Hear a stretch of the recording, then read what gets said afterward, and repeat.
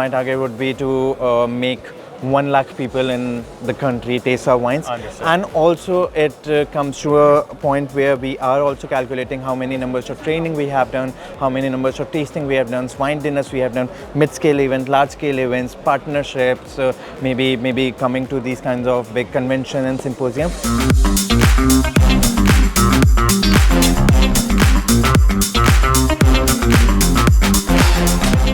Hey guys, this is Sid Patel, CEO of Beverage Trade Network and London Wine Competition. I'm here live in Bombay at the Wine Expo Mumbai.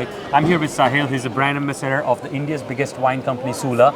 And we're going to talk about the role of a brand ambassador, a little bit about marketing, and really what international brands can learn about the Indian consumer here. So Sahil, thanks for having me here. Thank you. Welcome to Sula.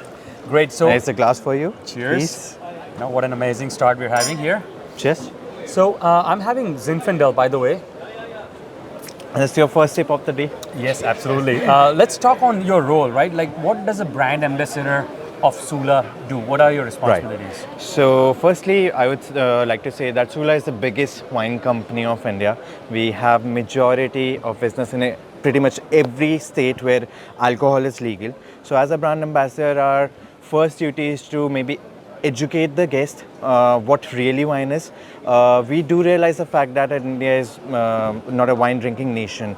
We are talking about 1 tablespoon per person per year consumption in total, as compared to Europe it's in liters. So educating the guest is the first key, and also educating the trade. So we are talking about hotels, we are talking about restaurants, we are talking about different partnership when it comes to B2C, where we are talking about different segments in the industry, be it music fest, to be it wine dinner, to be it training or tasting. We are everywhere. So pretty much what we are doing is we are trying to make the beverage more approachable, more friendly, and less technical. Yes. So if I break that down into like your actual targets, do you have a target where you have to open 10 accounts, or you have to do 4 activations, you have to do 5 consumer events, you have to, does it boil down to sales? Like how is it measured? So definitely there's a sales conversion.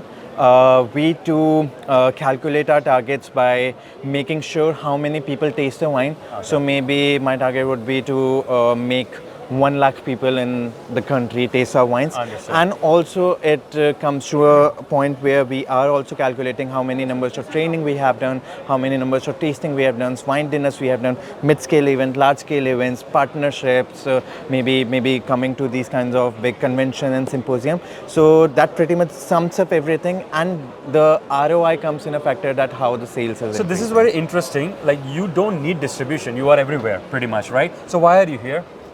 All right. So again, it's an international convention, and we like to be present in each kind of convention, and we are also introducing and making sure that the guests taste our new ranges of wine as well. Understood. Now, these are not exclusively new, but they are slightly more premium and they are slightly more exclusive, what we say.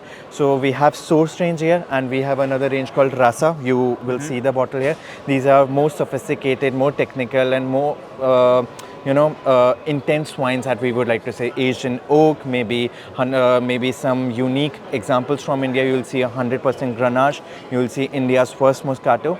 So I think we are not missing any chance to communicate with the fraternity as well as with the guests. Okay, let's go on the Indian consumer, and maybe this will help overseas wine brands understand that, right?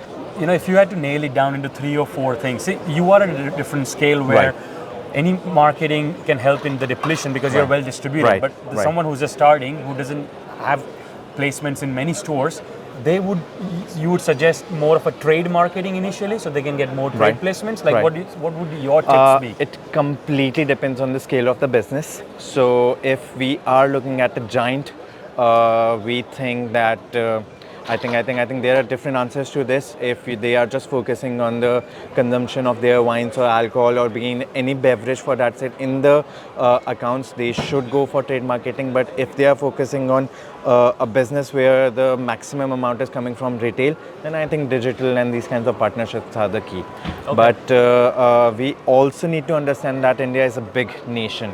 So break us down a little bit demography wise, right? Which are the 3-4 cities which are really, if an Australian winery asked you, like, hey, where do I start, Sahil?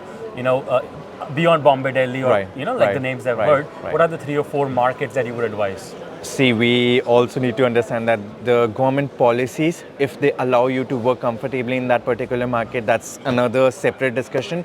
But my point is that, of course, Haryana, Goa, Rajasthan, these markets are booming rapidly. Karnataka market, Delhi, and metros like Bombay and all, they are also in a positive inside. But I think the tier 2 cities, if the brand wants to elevate their market with that, it can be very beneficial, be it a city like a Chandigarh, a city like a Nasik, city like Pune. These markets are also working very well. So again, a 3-tier combination of metros, tier 2 cities and tier 3 cities. On the demographic of the consumer, like do you think do you have an age group in mind, male or female? Who is an ideal, let's say, $15 wine drinker, like a 1,500 rupee bottle? Who's that ideal wine drinker of India? See, we need to target everyone, and what we are seeing in our vineyards is that it's a beautiful thing. You don't get to see that much in India, but we have families in our restaurants. We have a dining space in our vineyard. We have families sitting and enjoying the drink, and that's beautiful. So I think we can target everyone in the nation, but there's a certain perception that wines are more enjoyed and perceived well by the sophisticated drinkers. But I think we need to break that notion, because people have the pocket to spend and they want to explore more and try more. We need to go away from the slight technical parts where they are not scared of the drinks, but we need to approach them in a way that they are happy and they are more open to try new things. So I think all the age groups and the demographics can come in. One final question. Yes. If you were to start a wine brand today, Right. based on everything that you know, right? Right. You've knocked doors, Right. you know the consumer, you Right. know the sommeliers. Right. How would your wine look like? Describe me the label, All right. describe me the price point, and describe me which varietal you would launch. All right. Oh, that's an interesting question. But I'm going to take you through all 3 wines, and I'm going to tell you the philosophy behind it, and I'll just show you. You'll see that this particular bottle is very fun. It's very Indian.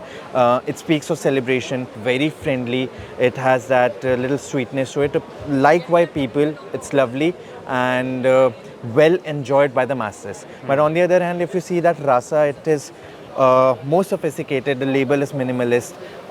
It gives you that border bottle vibe or the premiumization of it. So there are 2 school of thoughts where I would go If you for could pick one. pick one, then I would definitely go for the Brew Tropical, loved by the masses. It's very friendly. Even the weather supports us, I guess. Exactly. So I think a sparkling wine with little sweetness to it, a little fruity, sort of. And the price I see here is 1,500, so that is a great price. That's a great price. Beyond That's a that, great it price. goes into little luxury category. Yes. And of course, it differs in different states. We are talking about the same bottle could cost around 1,000 rupees in different markets and range up to 1,800 to 2,000. So we are looking at a sweet spot of 1,100, 1,200. That is something that I would go for. Okay, great. And eventually rise up to it. Thank so you very cheers, much. Sid. Cheers. Thank you so much. Thanks for having me and here. lovely. Cheers, guys. Cheers, guys.